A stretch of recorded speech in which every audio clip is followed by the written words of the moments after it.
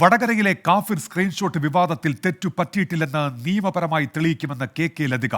ഇടതുപക്ഷത്തെ ഒരാൾക്കും സ്ക്രീൻഷോട്ട് വിഷയത്തിൽ പങ്കുണ്ടാകില്ല.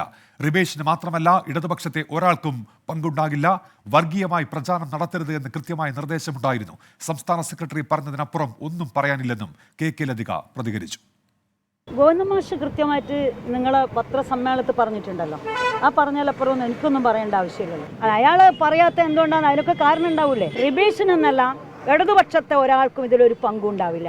കാരണം ഞങ്ങൾ ഈ തെരഞ്ഞെടുപ്പിൻ്റെ ആദ്യം മുതൽ അവസാനം വരെ തെരഞ്ഞെടുപ്പ് വിജയപരാജയങ്ങൾക്ക് അപ്പുറത്തേക്ക് നിങ്ങൾക്കറിയാവുന്ന എനിക്കറിയില്ല, നാദാപുരത്തും അതുപോലെ തന്നെ ഞങ്ങളുടെ മേഖലയിലും ഈ സമാധാനം നിലനിർത്തുന്നതിന് വലിയ രൂപത്തിലേക്കുള്ള ഇടപെടലാണ് പാർട്ടി നടത്തിക്കൊണ്ടിരിക്കുന്നത്.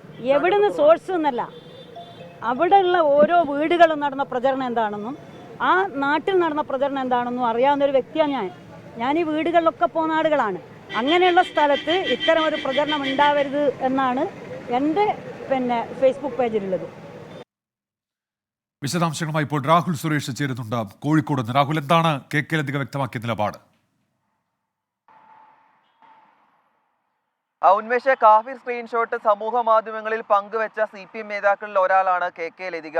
അത് ഏറെക്കാലം ഫേസ്ബുക്കിൽ ഉണ്ടായിരുന്നു. അത് നീക്കം ചെയ്യാത്തത് വലിയ രീതിയിലുള്ള വിവാദമായിരുന്നു. അതിന് പിന്നാലെയാണ് ഏറെ കാലങ്ങൾക്ക് ശേഷം കെ ലതിക ഈ വിഷയത്തിൽ പ്രതികരിക്കുന്നത്. എന്നാൽ ഈ വിഷയത്തിൽ തനിക്ക് തെറ്റുപറ്റിയിട്ടില്ല എന്നാണ് കെ ലതിക പറയുന്നത്. അത് നിയമപരമായി തന്നെ തെളിയിക്കുമെന്നും കെ ലതിക പറഞ്ഞു വെക്കുന്നു. തെരഞ്ഞെടുപ്പിന് മുമ്പ് തന്നെ ഇതുമായി ബന്ധപ്പെട്ട് CPM നേതാക്കൾ കൃത്യമായ നിർദ്ദേശം നൽകിയിരുന്നു. അതായത് വർഗീയ പ്രചാരണങ്ങൾ നടത്തരുതെന്ന് CPM നിർദ്ദേശം നൽകിയിരുന്നു. അതനുസരിച്ചാണ് എല്ലാ നേതാക്കളും എല്ലാ പ്രവർത്തകരും പ്രവർത്തിച്ചത്. ഇതിന്റെ സത്യാവസ്ഥ ഏറ്റവും ഒടുവിൽ അന്വേഷണം നടത്തി പുറത്തു കൊണ്ടുവരുമെന്നാണ് കെ ലതിക പറയുന്നത്.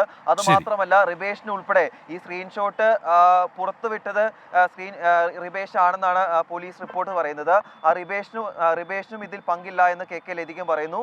അതുമാത്രമല്ല, ഈ കോൺഗ്രസ് നേതാക്കൾ വടകര മണ്ഡലത്തിൽ കൃത്യമായ വർഗീയ പ്രചാരണം നടത്തിയെന്നും ലതിക പറയുന്നുണ്ട്. ശരി, രാഹുൽ സുരേഷാണ് കോഴിക്കോട് വിവരങ്ങൾ നൽകിയത്.